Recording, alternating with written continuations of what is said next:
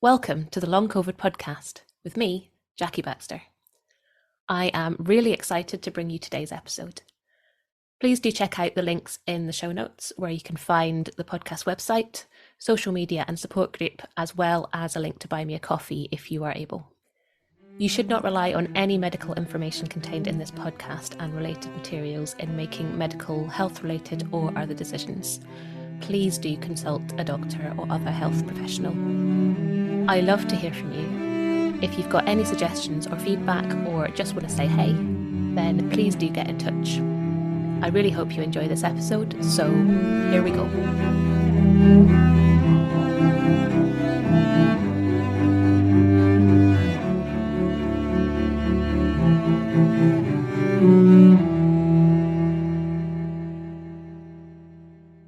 Hello and welcome to this episode of the Long COVID podcast. I am delighted to be joined today by Clare, who is here to share her son's recovery story from ME/CFS. So I'm really excited to hear this story. It's going to be really insightful hearing it through the perspective of someone else and also someone who is a young person who's recovered. So Clare, welcome to the podcast. I am so excited to have you here. Well, it was very nice. Thanks for asking me. Oh, I'm delighted to have you. So what would be lovely would be to hear a little bit about your son and what life was like before he became unwell. He was a very friendly, happy child, apparently, very eager to please. One of his friends' mothers asked him, his friend was called Chris, and he said, "So Chris, who's the happiest child in your class?" And when he was 8, and he said, "Oh," and he said, "My son." And he said, "Oh, that's really interesting. And who is the nicest person in the class?" And he said, "Well, he is as too." and it was very much him. He was always trying to please and be friendly and be kind to everybody.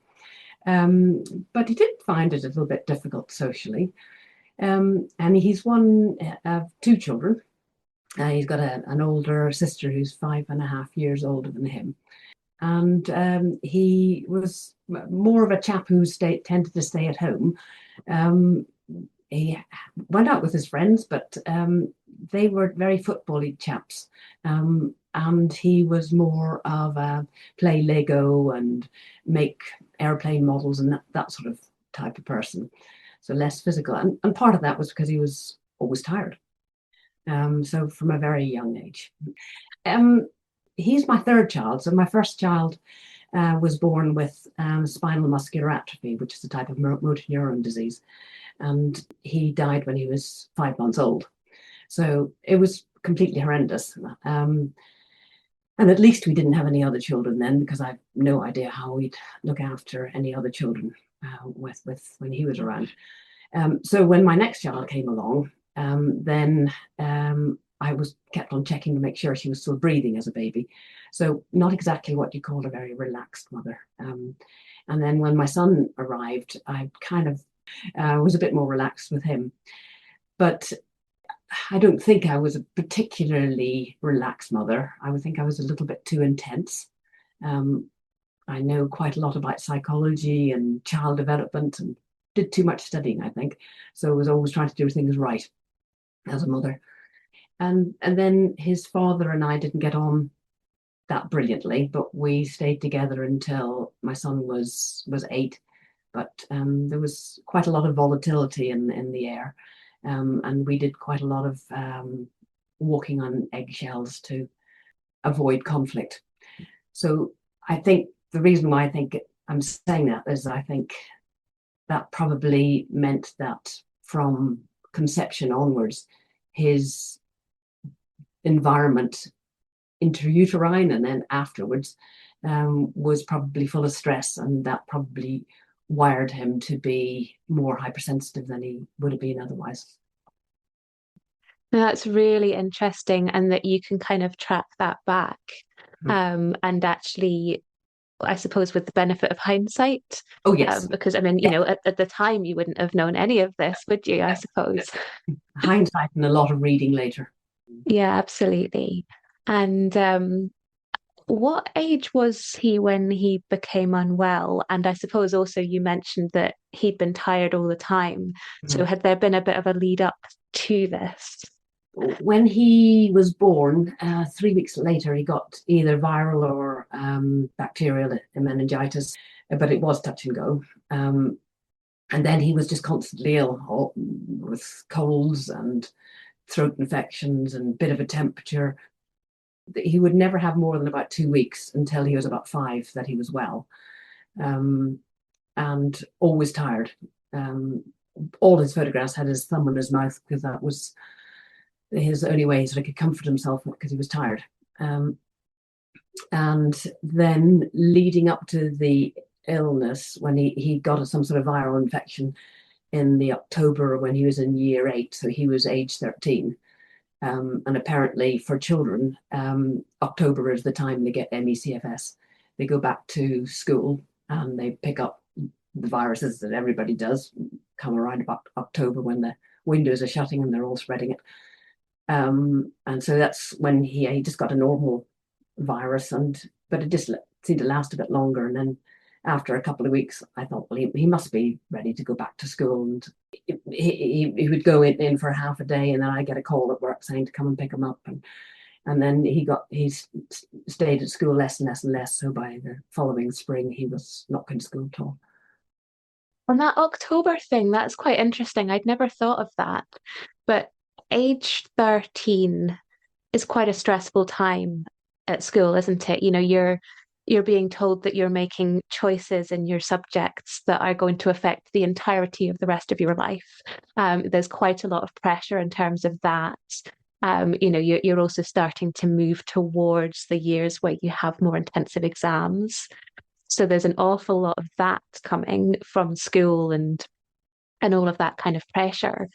But I suppose October, you've also been back at school a month or so.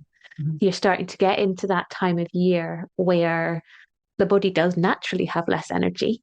Mhm. There are more bugs around, so you're fighting off more. Mhm. And also, I mean, I remember from school, you sort of hit the ground in September and it was like new stuff, stress. You've got to prepare for your exams. You've got to choose your subjects. Mhm. Fall behind now and you're stuffed. There was an awful lot of stress around Mhm. that time of year and getting it right from the beginning, kind of thing. Yeah. So to me, that makes an awful lot of sense when you said October's the month. Yeah. And I think with him, it was the social pressure. Whilst he had uh, Mm. friends in his primary school, he didn't really have any decent friends in his secondary school. And I think at that period of your life where everything is based around your friends and what your friends are doing and all the affirmation that you Yeah. get from them, and he didn't have that. So I think that would have been a huge amount of pressure on him. Yeah, and I think we forget as adults as well how difficult it is to be a teenager. Mm-hmm. Like it's a very unsettling time, isn't it? And you're sort of starting to learn who you are. I Mm-hmm. think at the age of sort of 13, aren't you? You're into high school or secondary school or and yeah, friendship groups are shifting and changing and it's a very strange time. Mm-hmm. And I think, when you're going through it, you probably just batter on through it. But with the perspective of hindsight and having actually worked in schools as well, Mm-hmm. I'm thinking, my goodness, teenage years are hard. Well, I know he said that, well, if you got to choose any period of time that you're going to miss out, he says, I'm really quite glad it was adolescence. I mean, who wants to go through adolescence anyway? That's a very positive look at it. Yeah, that's a beautiful way of putting it, actually. But yes, yeah, absolutely. It is it's a hard, and we all have to find ourselves, don't we, somehow? And, I suppose some of us do it several times, some of us do it later in life. But yeah, for sure. So you said that he, was in school less and less. Mhm. You mentioned the sort of fatigue. Mhm. Were there other symptoms as well, or was it sort of Yeah, mainly fatigue that he was experiencing? the overriding thing.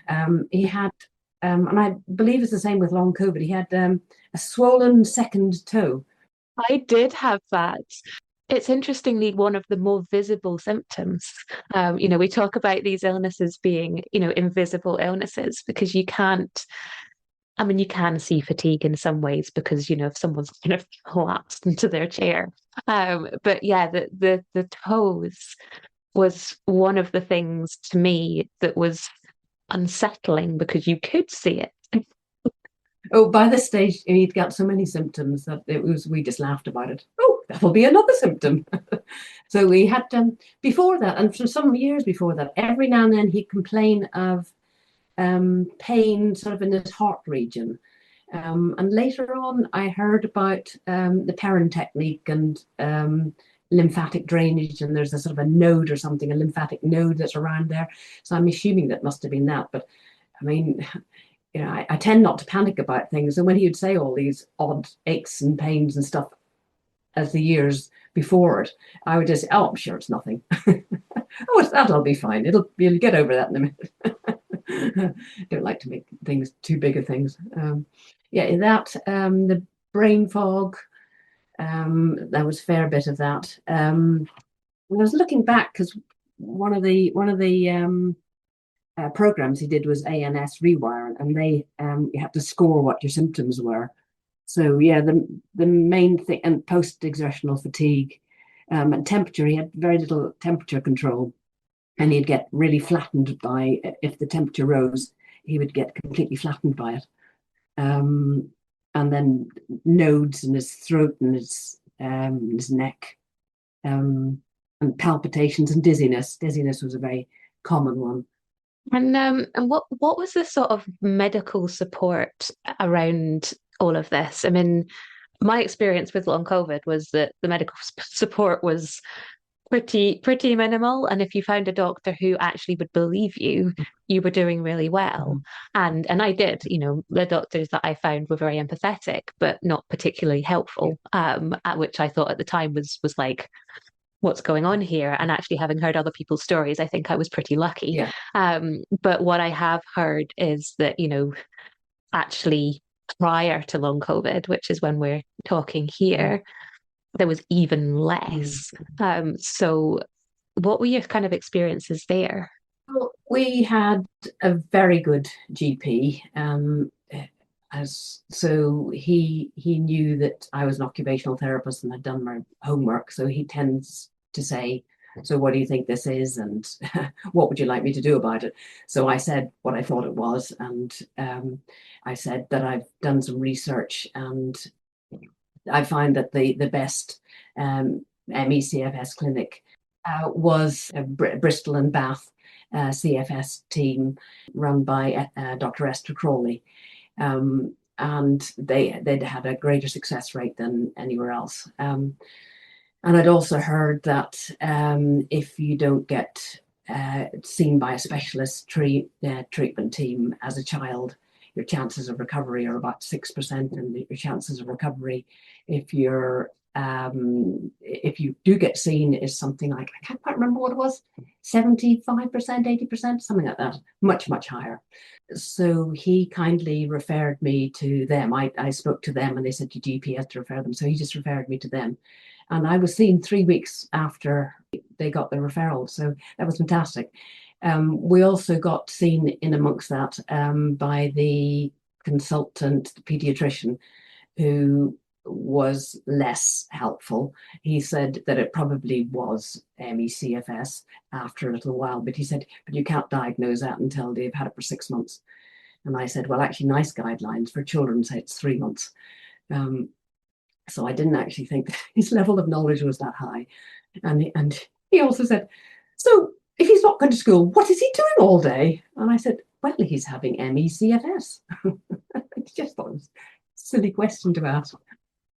So then the support we've got after that, we got seen by the consultant, ME/CFS consultant in Bath, and then referred to the slightly more local person in Taunton and Bridgewater. She had been a student of mine many years before, but she'd by then got a PhD in ME/CFS, so she was really good. And she taught us a lot about pacing and activity management. And we had a diary of color-coded, do this amount of red and this amount of orange and this amount of green, and try to balance it out to avoid the boom and bust. And he was really, really good at doing that. She said he was much better than most of the kids that she saw, and he filled it out dutifully every day. And it really did help. It was very supportive, but it only got him to about 40% of his normal activity level. So after, I think, about 18 months, we stopped seeing her because there just wasn't any more point. And then I looked around to see what else I could find, and we came across the ANS Rewire program with Dan Newford. And we did that. There's a lot of online, not online, there are videos in those days. The videos are very long, and by this time he was about 16. So that was long and boring, and it was geared to adults.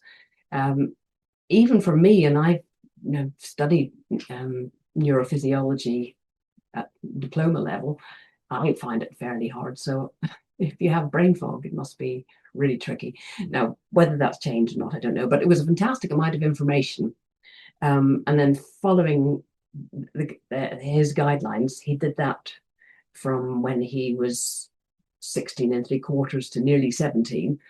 And he went from 40% of his normal activity level to 80%, having been plateaued for a couple of years by this stage.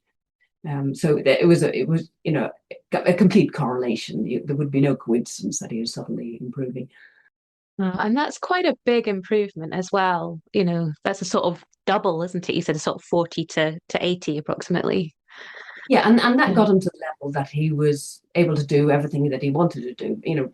Bearing in mind he wasn't the sort of kid that was off playing football every hour of the day. So for the stuff that he enjoyed doing, it didn't really limit him at all. Well, not significantly. So it got him up to about 80%, and that was good enough, and he didn't want to do it any further. And you can't lead somebody else's life, and so I was very frustrated that he didn't want to do any more, but there's nothing I could do about that other than try to persuade him. But he's his own person, so I couldn't do any more. So he was 17 at that stage, and then he did his A-levels over 3 years. So he did 2 A-levels the first year, and then added on a third the second year. And then in the third year, he finished them up and did one more of a bit of an A-level. And then he had a year out before he went on to university. He couldn't bear to go on to uni straight away. And then he did 2 years of an engineering degree, and then came back absolutely exhausted and stressed out at the end of the second year and wanted a year off. So at that stage, I'd already had the conversation with him before he went to university to say that if you come back from university because you've had a flare-up of your ME/CFS, you won't be able to stay here because I've tried to help you in all I can, and I'm not prepared for you to carry on this way, leading a life that's not as fulfilled as it would be if you got recovered. So if you are going to, if that happens, you'll have to go and live with your father. And so he knew that. So when he did come back and he was ill, I waited until he'd had the summer and had his results of his exams, and he'd passed them and he got a good grade, so that was good. And then I gave him another week off, and I was just procrastinating basically. The day came that I set myself, this is the deadline, I'm going to remind her of that boundary. And then I thought, okay, well, I'll do it after dinner. I was kicking the can down the line. And then it came to after dinner, and I opened my mouth to start to say it. And he said, I've been thinking that I might use this year to spend my time to recover and, finish off my recovery. So I was wondering what you'd advise. So I said, well, thank the F for that, because I was going to say, I told him what I was about to say. So it could not have been better timed. Oh, that's beautiful. Yeah, that was, I was so relieved. So I thought he'd read all the notes I'd made from all the studying I'd done. I said, I don't think that would do. I think, finding a recovery program would be better. And I said, I can point out some. But he said, well, we did that Mickel Therapy, because we did one session when he was 13, but he was too young. Went in one ear and out the other. Although I learned quite a lot from it. So I was able to sort of feed him bits as the years went on. And could you just say a little bit about what Mickel Therapy is for people who haven't come across it? It's slightly less obvious than the other ones. It was done by a chap, David Mickel, who was helping his partner to recover, and he was trying to figure out a way of doing it. And he found this way, and now he does it for other people. And then it's somebody called Clare Caldwell has taken it on, but added to it in a recovery program called Mind Body Reconnect. So it's looking at how your body is reacting in the moment. And so if you wake up in the morning and you're feeling really symptomatic, then that's probably because your body, and it's more to do with your body than your mind. Your body is thinking that you're going to do just what you did the day before, and it can't bear that. It's going to find that really boring. So it sends you symptoms to say, well, I've had enough of that. I had enough of it yesterday, and you're going to do it all again today. Whereas if you wake up in the morning and you're feeling okay, and then you develop the symptoms, then it's probably because what you're doing at that moment in time, or the environment you're in at that moment in time, is creating a problem for you. And it's usually in terms of, I can't remember, it's got something like 4 emotions. Your boundaries are being overstepped. People are talking to you in a way that's not kind, or they're asking you to do things that you're saying yes to, but you shouldn't really be saying yes to. Or to do with guilt, I think that's one of them. And anger is a lot of it, sort of anger with what's going on and what's that people are around you. Yeah. So I can't say I know a huge amount about it, and I find it less easy to understand than the other ones, but there's a lot of people that would say that it's worked very well for them, and it certainly did for my son. So anyway, so this was October 23. So he phoned up the guy he'd seen when he was 13 and said, hi, I'm now 21. So he did 3 sessions with him, about one a week or a week and a half. At the end of the 3 sessions, he was fully recovered. And I mean, I absolutely knew that he'd get fully recovered.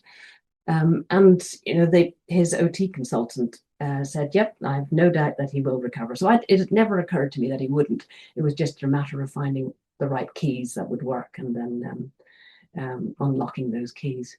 So yeah, so he feels that he's about a month after he'd finished the last session, he said, yeah, I'm absolutely fine, don't need to do any more. He says he's not stopped from doing anything, but he is still tired, he says. But he does feel he's fully recovered in that he can do everything that he wants to do without, there's no post-exertional malaise, there's no increase in symptoms. He does get tired, but it doesn't stop him doing anything. So he's been at work all day and just been off climbing, and I just heard him come through the door. So he's a well person. We'll be right back. I'm interrupting myself for a second to tell you about long COVID breathing. The fabulous Vicky Jones and I have teamed up to bring you long COVID breathing. We are both passionate about sharing our expertise and experience of the breath and how incredibly helpful that can be with long COVID. We've worked together to develop a course that is specifically tailored to those with long COVID. It's a 6-week course with 12 sessions, all delivered online. The community feel and learning that we're all sharing is such a joy. To find out more information and to sign up for our courses, workshops and other shorter sessions, please check out the link below, longcovidbreathing.com, or email longcovidbreathing@gmail.com to start your breathing journey with us.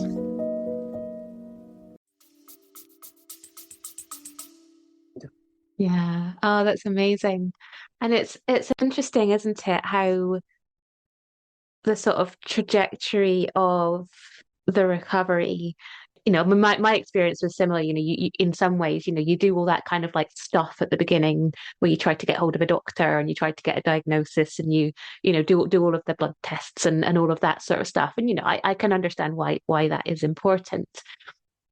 But it's a bit kind of it's a mess at the start, isn't it? And it's however long it takes you from there to start finding things that help.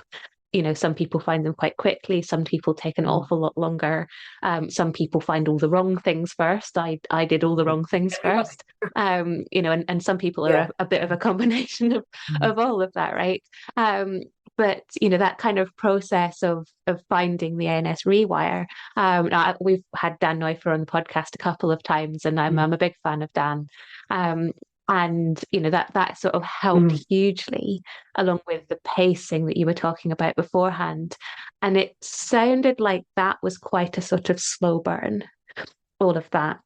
And then there was the period where he then, was well enough, went off and did his A-levels and went to university and sort of took a break from healing, I suppose.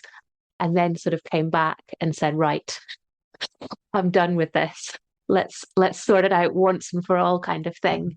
And then that, from your description, was very, very quick, that kind of final route into the sort of full recovery. So it's really interesting hearing different people's stories, because everyone is different, aren't they? And people get sort of stuck and stalled at different points in their recovery, and some of them take longer, some of them take shorter. The sort of shape of this one. I think when he went to the Mickel therapist and he came back and he said, an awful lot of that sounded really quite familiar. I said, I've been drip feeding it to you for years. So possibly the fact that he had heard little bits of it might have made it a bit quicker for him than for other people, because it is such a different way of looking at what the problem is and what the solutions are, that I think for a lot of people that might have taken a bit of an effort to understand how A could lead to B. And also, one of the great supports I had was a colleague who, when he was first diagnosed, she diagnosed it, although she didn't tell me before I did. She said, yeah, when he'd got the diagnosis, she said, yes, I thought it was, because she was a new colleague. She said, this is my first job after I just recovered from ME/CFS, having been ill for the last 2.5 years. And she'd done a lot, but the final thing that made her recover was Mickel Therapy. So that's why we went to that. And my son knew her, and she'd come over and talk to him about it all, beginning age 13, in one ear and out the other. But at least he knew that this person, and trusted her, that she'd recovered from using this. So yeah, it made it more valid. And it sounds like you'd sort of maybe been planting the odd seed over the years as well. And I think, one, certainly from my experience and what I've heard from a lot of people, is that kind of knowing someone or having heard of someone who has recovered, and that kind of belief in recovery is so, so important. I remember the first person that I spoke to who said, yeah, I've fully recovered. And I said, what? Kind of thing. And it was, and for me as well, having heard of years and years and years of worth of people with ME/CFS, in my mind, I didn't want to associate with that, because the few people that I had known or heard of, it was a life sentence. No one recovers from that. So I don't even want to associate my experience with that. And I was in total denial there. But it sounds like you were a fantastic advocate for him, and that you sort of never lost hope. Oh, it certainly sounds like you didn't. And also knowing other people who had recovered must have been hugely helpful, even though I'm sure it was a really difficult experience. The first thing my colleague gave to me was 50 recovery stories about ME/CFS. So the first sort of introduction to the illness is, this person's got better, this person's got better. So, that planted the seed. So I'd never thought that he wouldn't, as long as he did what was required. Although if he didn't do what was required, I knew equally that he wouldn't recover. But it was a very long and very frustrating, difficult time.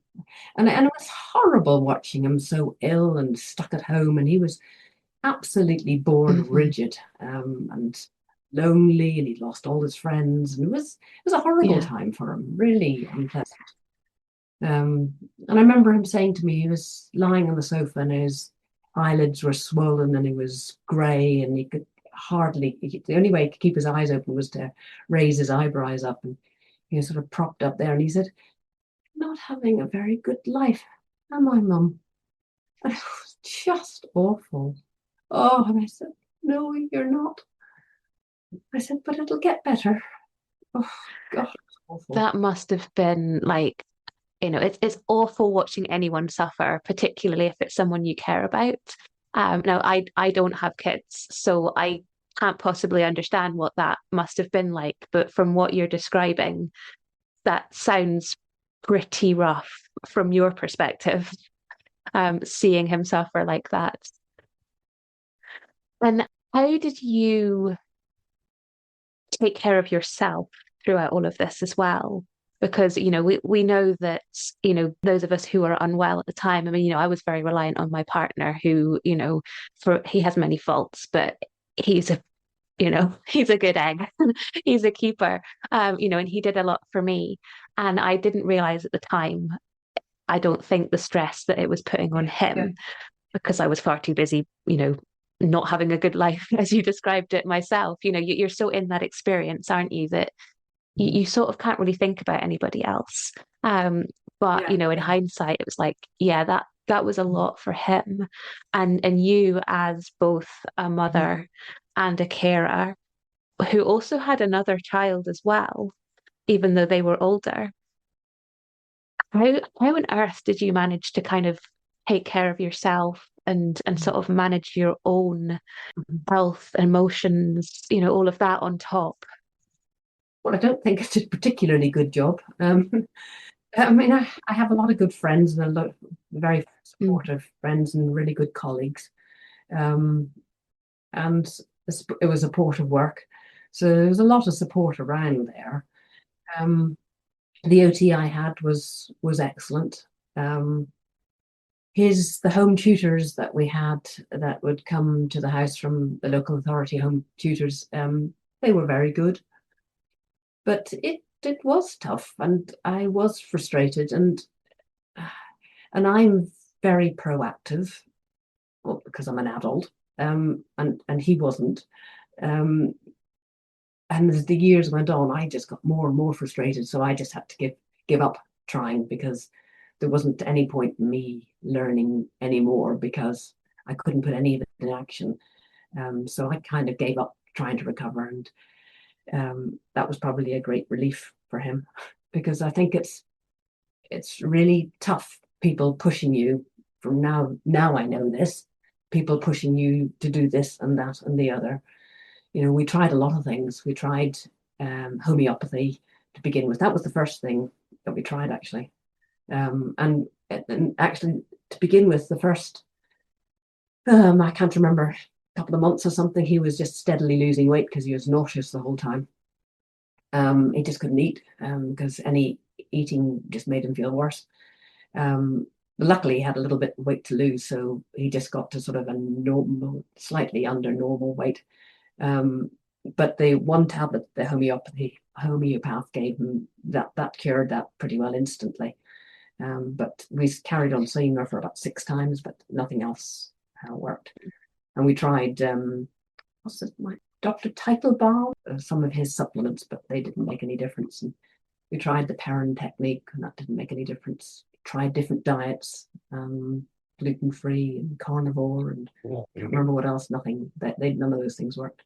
And it was all the sort of more emotional regulation, pacing, activity management. It was joy, well, really joy that did it. So the only thing that really worked was finding little things that he would find fun. So I gave him a Rubik's Cube, and he very quickly learned how to do that. Completely mystery to me. And I gave him Diabolo, and he learned how to do that, could do all sorts of tricks, and juggling, he did that.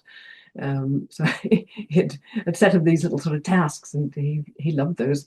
And I think we did bowls next, and then a shooting gallery, and kite playing, when he was able to get outside, and little tiny walks. I volunteered for the RSPB, and just so that we could get him out. We did a little tiny bit of weeding. Started off like 10 minutes, then we'd go back. Yeah, so lots of things to keep him fun. There was a little time when when I realized what was happening. He was probably about 15, and he'd spent the week breaking everything in the bathroom accidentally. And I spent the week going up past him, fixing everything.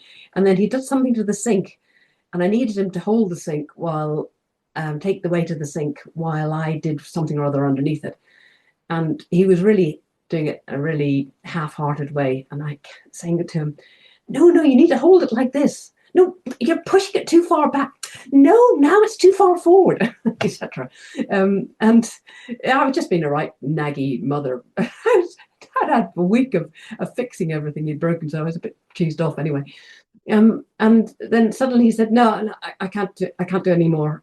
He says, "I feel really ill," and so he put it down, and he went and sat at the top of the stairs with his head in his hands, and he said, "Oh, I feel terrible," and his speech was beginning to slur, and so I stood there just watching him, and I thought, well, he'd been completely fine 5-10 minutes beforehand, and now his eyes were swollen, and his face was grey, and he was obviously feeling absolutely lousy.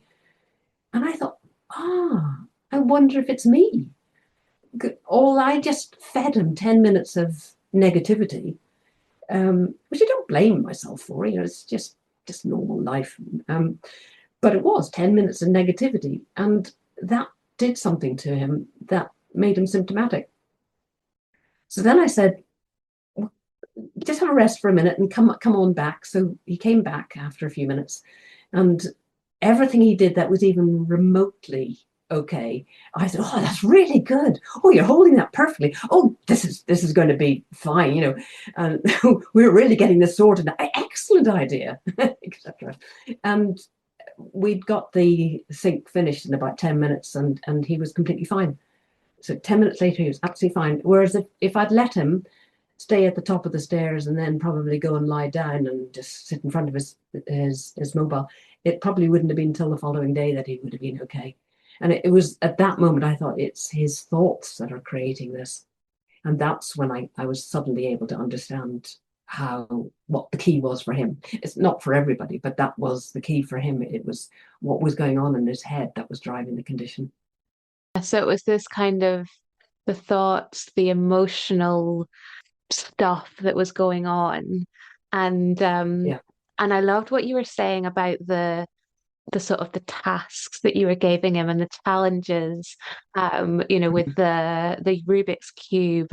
And as soon as you said all of that, I'm thinking you're accessing that play state, which is absolutely amazing, isn't it? When we can find a way to access that. And, for me, I'm so much more childish than I've ever been now. Good. And I absolutely love that. And it's that kind of ability to play and to have fun that we often lose as adults. And I suppose as children grow up or they, become more serious for whatever reason, also kind of lose some of that. And I suppose thinking back to my teenage years, you are under so much pressure that you do lose some of the sort of the silliness and the play because you're being told that you have to make life decisions, which are stressful and not fun. Yeah, yeah. But now I know, if you're enjoying yourself, that's the opposite of being scared. And so your autonomic nervous system is in rest and relaxation, as opposed to when I was telling him off, that's threatening his autonomic nervous system. So it would be sending him into fight or flight, and sending that cascade of hormones that switched his autonomic nervous system into a state that is not conducive to living a normal life. We'll be right back. Hey there, I'm just jumping in for a second to see if you're enjoying this episode. If you're finding it useful, maybe you would consider sharing it somewhere, a friend, a group, or even on your Twitter feed. If everyone was able to share just once, we'd be able to get this information out to even more people who really, really need it. So please consider sharing somewhere if you possibly can. I hope you enjoy the episode, and thank you so much.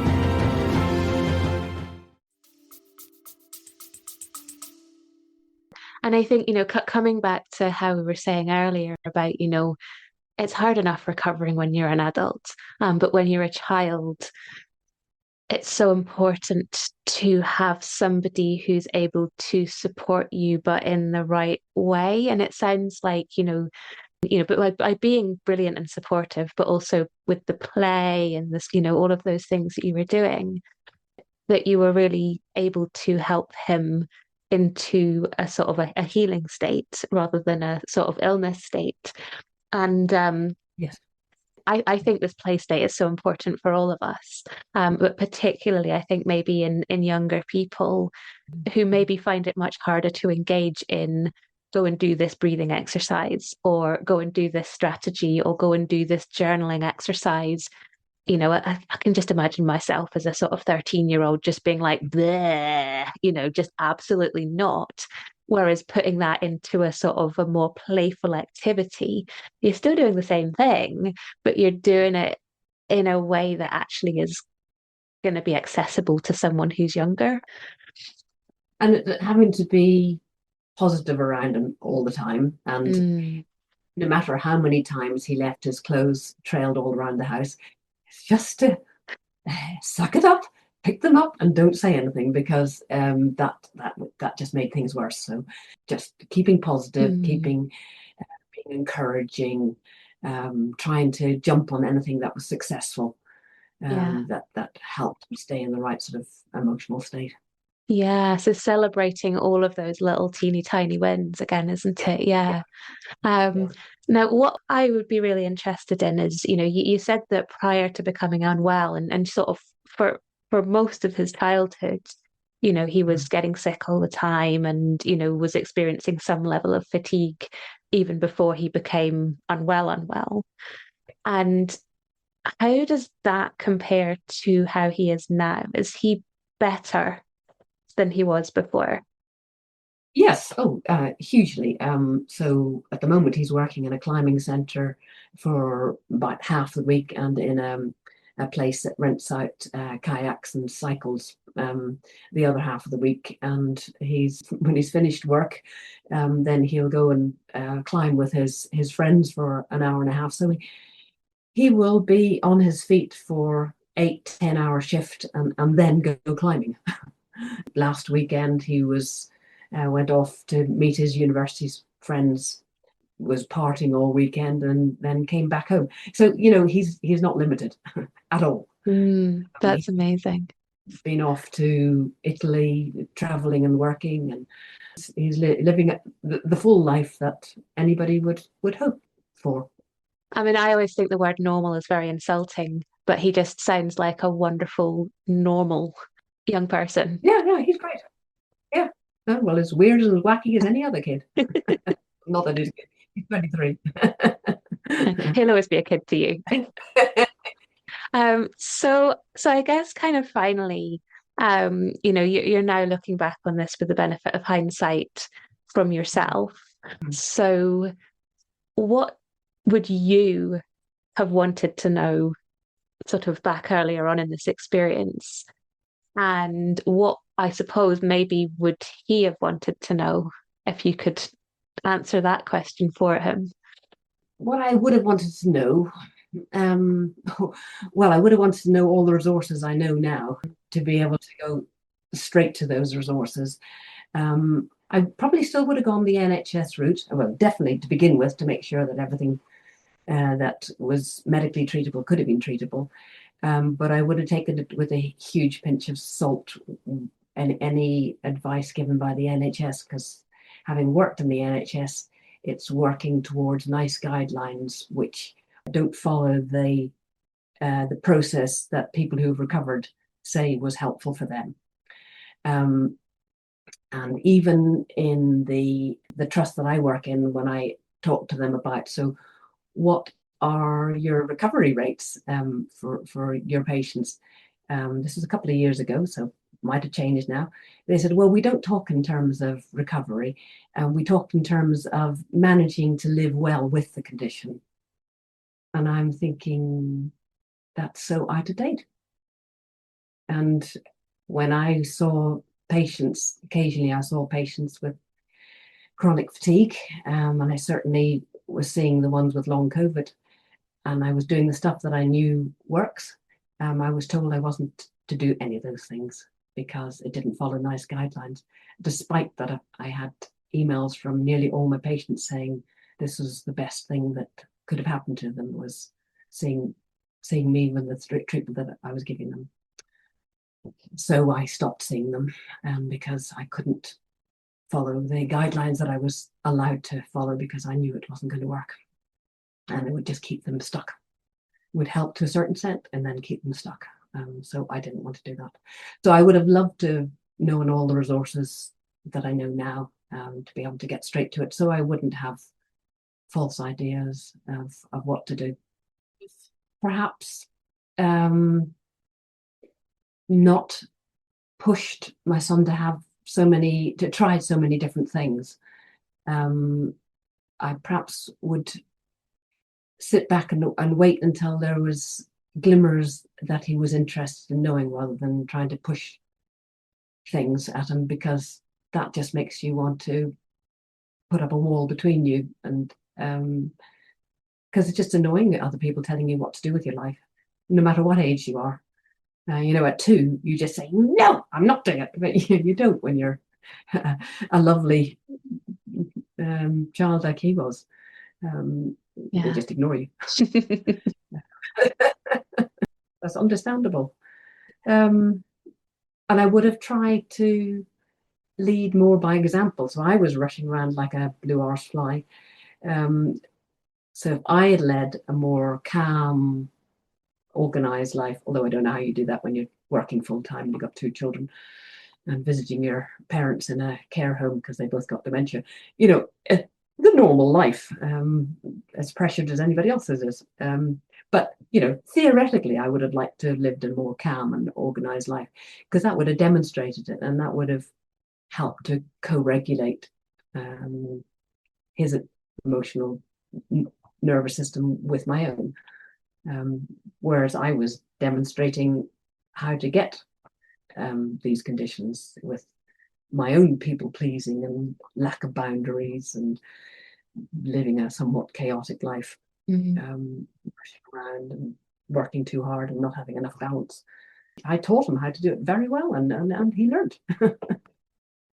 Sounds like you have also, through this experience, helping him to recover, it sounds like you have gained a lot as well. I don't know if that's the right way to put it. Yeah, I've gained a lot of insight.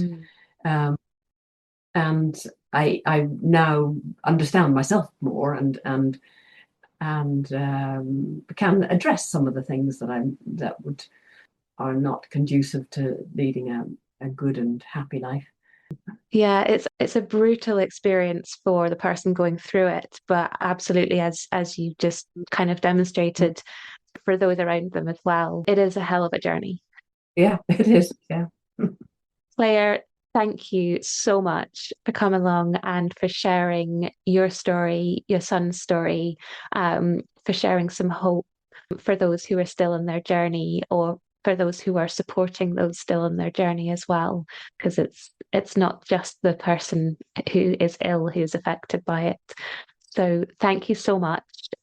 It's been absolutely delightful connecting with you, and I'm so pleased that he has his life back, and that, well, so do you. Yes. So thank you. You're welcome. Thank you so much to all of my guests, and to you for listening. I hope you've enjoyed it, or at least found it useful. The Long COVID podcast is entirely self-produced and self-funded. I'm doing all of this myself. If you're able to, please go to buymeacoffee.com/longcovidpod to help me cover the costs of hosting the podcast. Please look out for the next episode of the Long COVID podcast. It's available on all the usual podcast hosting things. And do get in touch. I'd love to hear from you.